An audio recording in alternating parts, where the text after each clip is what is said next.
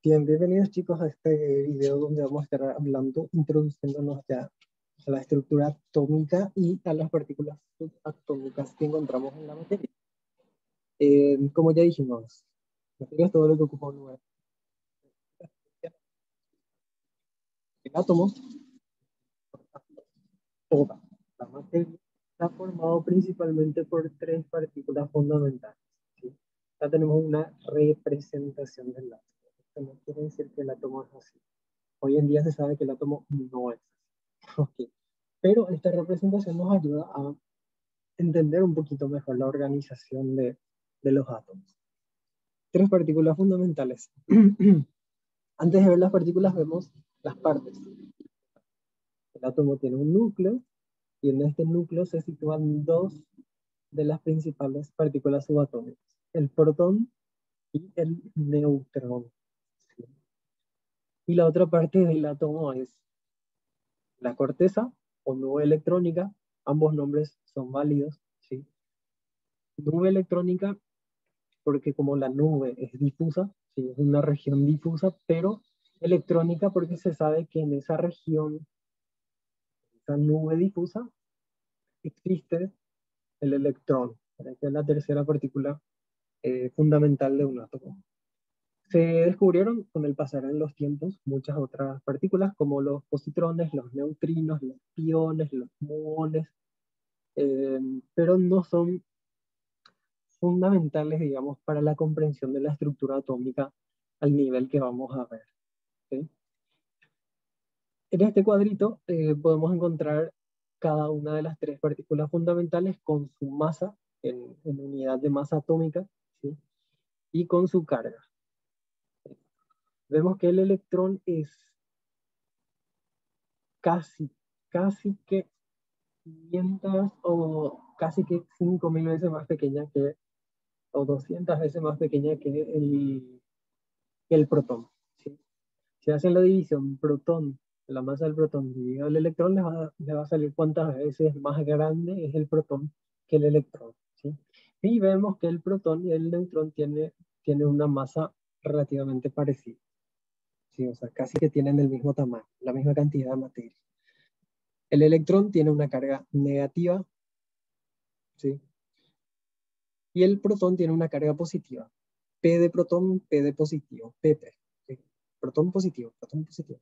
Y el neutrón no tiene ni carga negativa ni positiva. Se dice que tiene una carga neutra. ¿Sí? El átomo más sencillo que podemos encontrar es aquel que tiene un solo protón y un solo electrón. Ese átomo que tiene un solo protón y un solo electrón es el hidrógeno. ¿Sí? Este es un fragmento de una tabla periódica donde podemos encontrar el número atómico, la masa atómica, la valencia, el símbolo, ¿sí? Esto vamos a ir viendo de a poquito. Alerta de spoiler. Va a ser muy importante en esta etapa o en clases siguientes o en este mismo video el número atómico y la masa atómica. ¿Sí? Entonces, ubiquen esos dos numeritos en sus tablas periódicas porque vamos a empezar a utilizar. ¿Está? Pero antes, un poquito de historia. Vamos a hablar sobre el electrón, cómo se fue descubriendo, ¿verdad?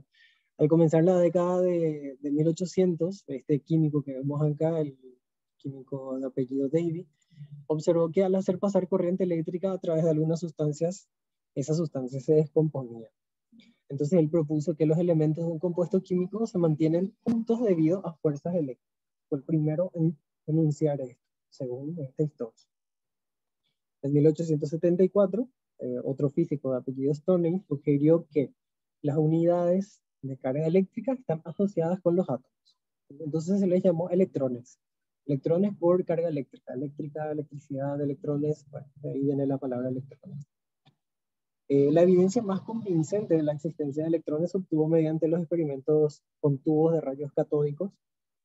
En 1897, este químico, bueno, este científico en realidad de apellido Thomson, estudió estas partículas con carga negativa más a fondo, ¿sí?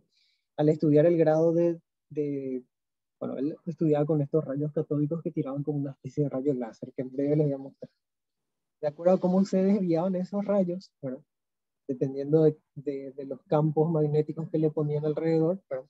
Él determinó que la relación entre la carga masa de los electrones era un número fijo, ¿okay? Y el fijo de ese número puedo calcular. Y esa relación es la misma sin importar qué tipo de átomos se meta en ese tubo. Siempre el electrón tiene la misma relación masa-carga.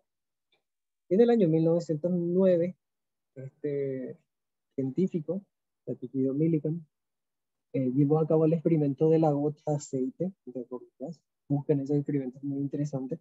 Y determinó la carga del electrón con ese experimento de la gota de aceite. Todas las cargas que Millikan midió fueron múltiplos integrales, o sea, números que eran multiplicados por otro del mismo número. O sea, hay un número que se repite y ese número nomás se iba multiplicando. Entonces, a partir de esos cálculos no vamos a profundizar en eso porque no nos interesa. Si ustedes quieren buscar, no hay ningún problema, porque en realidad es bastante interesante. Él lo que hizo fue determinar la carga del electrón, ¿verdad? Todos estos 4 científicos son los nombres que resaltan cuando hablamos de electrones, porque se dedicaron a estudiar al electrón. No es luego al átomo. El átomo ya es demasiado grande. Al electrón nomás, que vimos que su masa era casi que infinitamente pequeña. Entonces, esta imagen es una representación del experimento del tubo de rayos catódicos. Este es el tubo de rayos catódicos, tiene un cátodo, donde es el polo negativo, y el ánodo, donde se obtiene el polo positivo, ¿sí?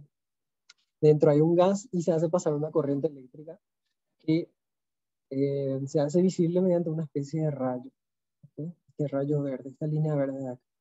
Si se pone un ánodo, o sea, una placa con carga positiva de este lado, se ve que el rayo como que sube hacia el lado positivo, es decir, es atraído por esa carga positiva.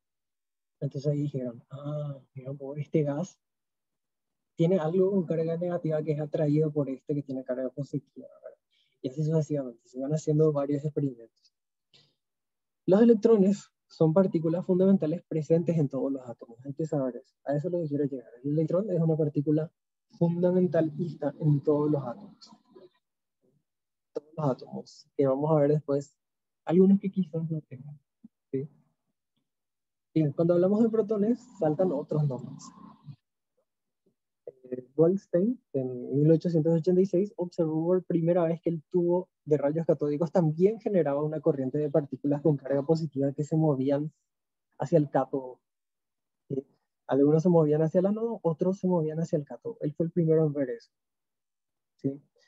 Entonces, estos rayos positivos o iones positivos, ¿verdad?, se originaban cuando los rayos catódicos desplazaban electrones de los átomos gaseosos en el tubo.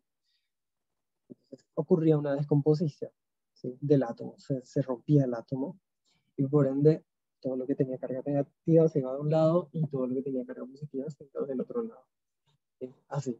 Tengo, por ejemplo, el átomo de hidrógeno, el electrón se iba por un lado y el protón se iba por el otro, ¿sí? A esta carga, a esta parte del átomo que se queda con carga positiva, se llama cation. Es un ion. Ion es un átomo o una parte del átomo que tiene carga eléctrica. Existe una unidad de carga positiva que reside en el protón. También fue una de las cosas que se descubrió. Entonces, el protón es una partícula fundamental con carga de igual magnitud que el electrón, pero de sentido opuesto. O sea, tiene la misma carga que el electrón, pero en vez de ser negativo, tiene carga positiva. Okay. Siguiendo un poquito con el tema del núcleo atómico, okay, que ya los protones, dijimos, estaban dentro del núcleo atómico. En 1909, este científico de apellido Rutherford, él estableció que las partículas alfa tienen carga positiva, ¿sí? Después vamos a ver qué son las partículas alfa. Dijo que estas partículas alfa son emitidas por ciertos átomos radiactivos, es decir, átomos que experimentan desintegración espontánea. Ahí existen átomos que se rompen de forma espontánea, sin necesidad que yo le haga chocar contra otra cosa, sin necesidad de que le dé energía. Se rompen nomás, porque es totalmente inestable. Tienen mucha energía y no se puede estabilizar. Y esas partículas alfa que salen volando de esos átomos, Rutherford dijo que, o determinó que tienen carga positiva. ¿Okay? En 1910, El grupo de investigación de Rutherford llevó a cabo una serie de experimentos loquísimos. Ellos lo que hicieron fue bombardear una placa de oro, acá tenemos una lámina de oro, eh, y bombardearon esta lámina de oro que era súper delgada con partículas alfa provenientes de una fuente radiactiva. O sea, acá tenían una, por decir, que tenían una caja, pero con un solo orificio, y por ese orificio pasaban las partículas alfa de los átomos que se estaban desintegrando acá. Se rompía el átomo, salía la partícula alfa y se iba a chocar con la lámina de oro súper delgada. ¿Sí? Colocaron una pantalla de sulfuro de zinc fluorescente por detrás de la placa de oro para poder observar en esta pantalla, ¿verdad? Cómo o dónde iban a chocar esas partículas alfa que atravesaban la lámina de oro. ¿Sí? Era ese el experimento. Tirar y ver si se desviaba o ver dónde se iba la partícula alfa. El centelleo que se observaba en la pantalla, en esta pantalla, era debido a partículas alfa individuales. Esas partículas alfa que salían de acá, atravesaban esta lámina y chocaban contra esta pantalla. ¿Okay? Y lo que se hizo fue contar, ¿verdad?, cada centelleo, cada choque para determinar los números relativos o la cantidad de partículas alfa que se desviaban de su dirección, porque ellos vieron que cuando salía la partícula alfa de esta caja, atravesaba la lámina de oro, pero no se iba totalmente derecho, algunos se desviaban, ¿sí? Algunos se desviaban con algunos ángulos de inclinación y otros incluso rebotaban, ¿sí? Rebotaban de esa lámina de oro. Se dedujo que las partículas alfa eran bastante densas, mucho más que el oro, además que emitidas con energía cinética alta. ¿Sí? O sea, se iban con muchísima velocidad. Con este experimento, Rutherford llegó a la conclusión de que cada átomo que, que existía acá en la lámina de oro tenía algo en el centro. Había algo en el centro. Y que eso que había en el centro tenía una masa muy, muy pequeñita. Y también que tenía carga positiva. Como que estaba en el centro de los átomos. Tenía carga positiva. Sí. Y bueno, estaba en el centro, le llamó núcleo. ¿Cómo él detectó cómo él detectó que el núcleo tenía algo con carga positiva? Porque él ya sabía que las partículas alfa tenían carga positiva. Y acá una frase muy importante. Todo lo que es positivo, cuando yo le acerco a otra cosa que es positiva, se repelen, ¿sí? Cargas o partículas con cargas iguales siempre se van a repeler. Partículas con cargas diferentes siempre se van a atraer, ¿sí? Entonces, él tiraba algo con carga positiva, chocaba por la lámina de oro y esto que tenía carga positiva, en vez de atravesar derechito, se desviaba. ¿Por qué? Porque había algo con carga positiva que le repelía y como que le empujaba en otra dirección.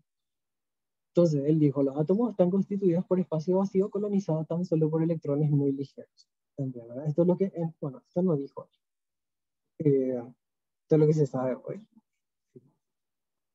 Cada núcleo contiene el número de protones que es exactamente igual al número de electrones de un átomo neutro, en un átomo neutro. Esa frase también es muy importante porque se sabe que en un átomo neutro, en un átomo que no tiene carga ni positiva ni negativa, o un átomo es neutro, no porque no tenga carga positiva y negativa en realidad sí tiene carga positiva, sí tiene carga negativa, pero ambas cargas son iguales.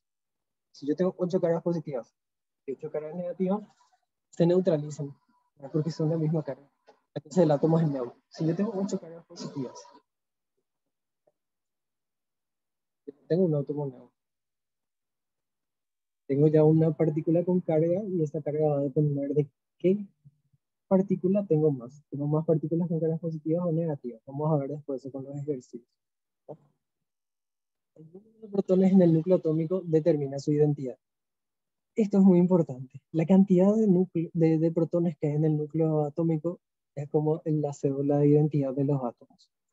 Si yo digo, bueno, el hidrógeno tiene un protón, como dijimos hace rato, en su núcleo, si yo encuentro un elemento que tiene un protón en cualquier parte del universo siempre va a ser hidrógeno. Si yo digo, el oxígeno tiene 8 protones en su núcleo atómico, si yo me voy a la luna de Saturno y encuentro un átomo con 8 protones, siempre va a ser oxígeno. El número de protones en el núcleo atómico determina su identidad.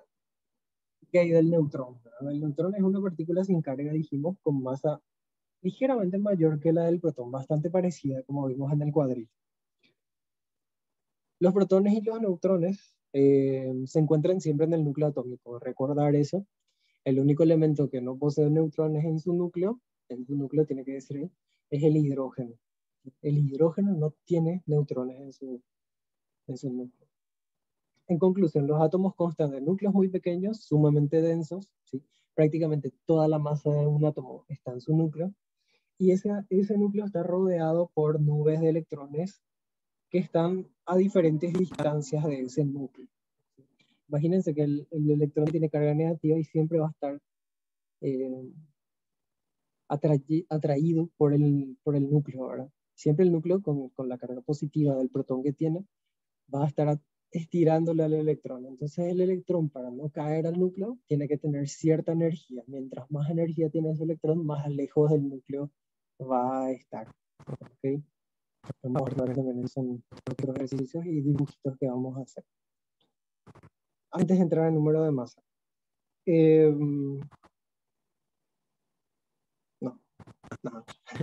Vamos a dejar esta parte del video, dejamos hasta acá. Sí, vamos a hablar del número de masa en el otro.